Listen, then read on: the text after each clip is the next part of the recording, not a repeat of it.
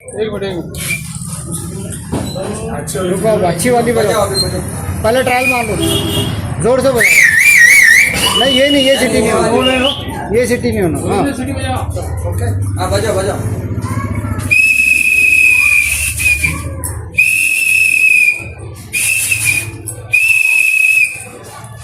हाँ, पूर्व विधानसभा मतदारसंघातून तुम्ही कोणाकोणाची शिट्टी वाजवणार आहे? आज मैं पहले तो तमाम पूर्व की जनता का मैं शुक्रिया अदा करता हूँ और तमाम औरंगाबाद की हमारे जो पार्टी के जो रियासती के जिसने मुझे इसके काबिल समझा, मैं इनका शुक्रिया अदा करता हूँ। और मेरा प्रेस कॉन्फ्रेंस बुलाने का मेरा मकसद, मेरा जो आज है आज इसमें तमाम तरह के पार्टियां मार्केट में आ रही है। समाजवादी, एमआईएम, पंछी, इनके प्रचार चल रहे हैं और बातें सुनने को भी मिली। आप जैसा आपने देखा है क्या 12 साल तक तकरीबन हमारे गफ्फार कादरी साहब एमआईएम के अंदर रहे और उनका ऐब छुपाने का काम किया। जो अंदरूनी बीजेपी टीम कहते थे कि बीजेपी की यानी ये बी टीम है, इनको पता था कि औरंगाबाद शहर के अंदर नहीं, पूरे महाराष्ट्र, पूरे इंडिया के अंदर BJP जो टीम चल रही है। और उसके बाद जो है तो डॉक्टर गफ्फार कादरी साहब को टिकट से बेदखल कर दिया गया। और जब डॉक्टर गफ्फार कादरी साहब को इसकी याद आई कि ये वाकई में बी टीम है, कब 12 साल के बाद, जब तक कि इनका मामला जो साठगांठ का चल रहा था और साठगांठ होने के बाद इनको टिकट से इनकार कर दिया गया और इन्होंने जो है तो एमआईएम का पोल खोलने का काम शुरू कर दिया। तो मैं पूछना चाहता हूं गफ्फार कादरी साहब से कि आपने जो है तो 12 साल तक मुंह को पट्टी लगा कर रखी थी, क्या आप नहीं चाहते थे कि अब इनके ऐबों को खोला जाए?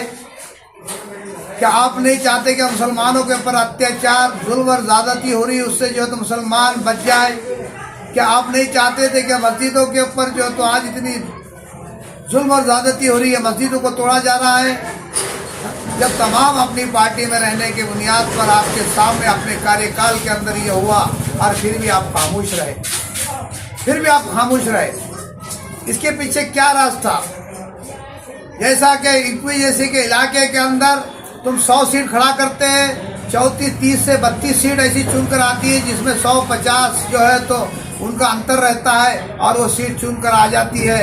और फिर जो है तो योगी जैसा टकला जो बीजेपी का RSS का गुंडा मुसलमानों के ऊपर ज़्यादती और अत्याचार करता है, कई मुसलमानों को एनकाउंटर करा देता है, कई मुसलमानों के ऊपर जुल्म और ज़्यादती करता है, मस्जिद मंदिर की सियासत करता है। ये सिर्फ मैच जो है तो ये बीजेपी की वजह से ये हुआ है, आज सिर्फ बी टीम की वजह से हुआ है।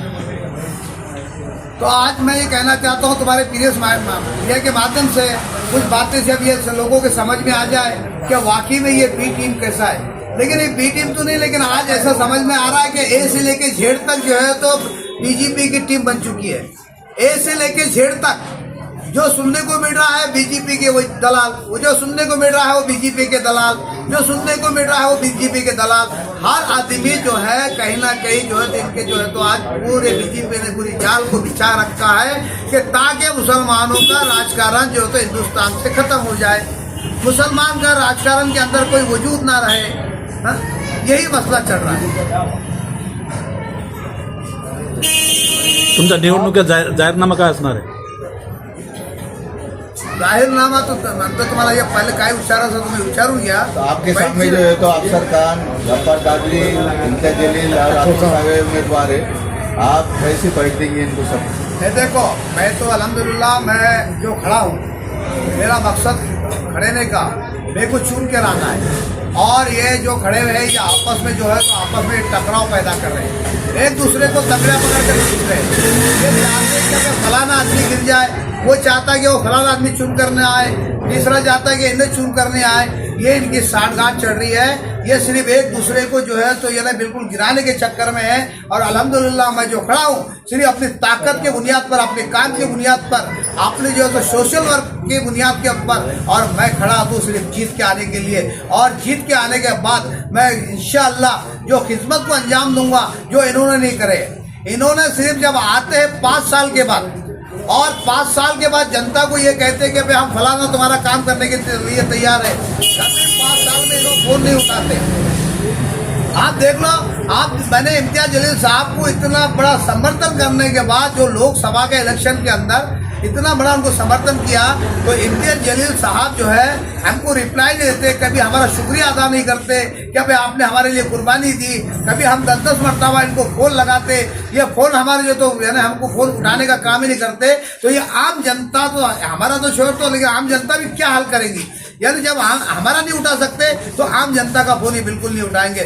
जो हमने कुर्बानी दी, जब हमारे जैसों का फ़ोन उठाया नहीं जाता तो फिर तुम्हारा तो बिल्कुल झाड़ू के माफिक समझाया जाएगा। और आपने देखा भी है, ये चुनकर आने के बाद कभी किसी को रिप्लाई नहीं दिए, किसी का शुक्रिया अदा नहीं किया, और किसी से कॉन्टेक्ट नहीं किया, किसी के मसाइल के अंदर उन्होंने जो काम नहीं किया, सिर्फ लोगों को जो है गुमराह करने का, नौजवानों को भरमाने का काम किया।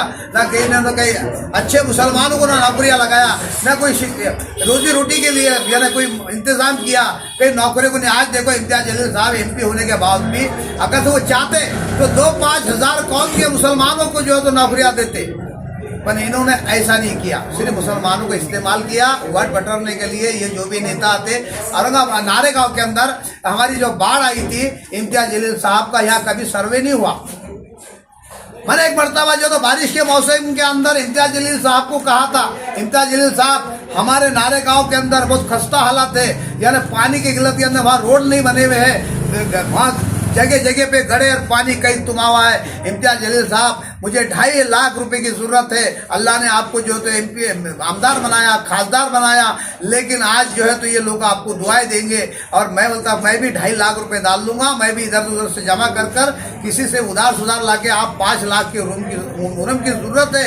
पर इम्तियाज जलील साहब ने साफ इनकार कर दिया और कहा कि मैं बहुत गरीब आदमी हूँ। मैंने कहा वसी वक्त टेबल पर हाथ मार कर कहा, इम्तियाज जलील साहब तुम हमेशा गरीब ही रहेंगे, अल्लाह तुमको हमेशा गरीब कर दे। साहब इससे पहले भी आपने जो तो समर्थन किया था MIM को, अभी कल ही SDPI ने भी समर्थन किया है। ऐसा तो नहीं SDPI जैसे आपने समर्थन किया वैसे SDPI के साथ हो जाएगा, तुम्हारे साथ हो रहा है? देखो SDPI तो एक दिन पहले उनके प्रेस कॉन्फ्रेंस में वो सोच रहे थे कि ये DGP का ये DGP का ये फलाना, ये दूसरे दिन उन्होंने समर्थन कर दिया पूर्वों से।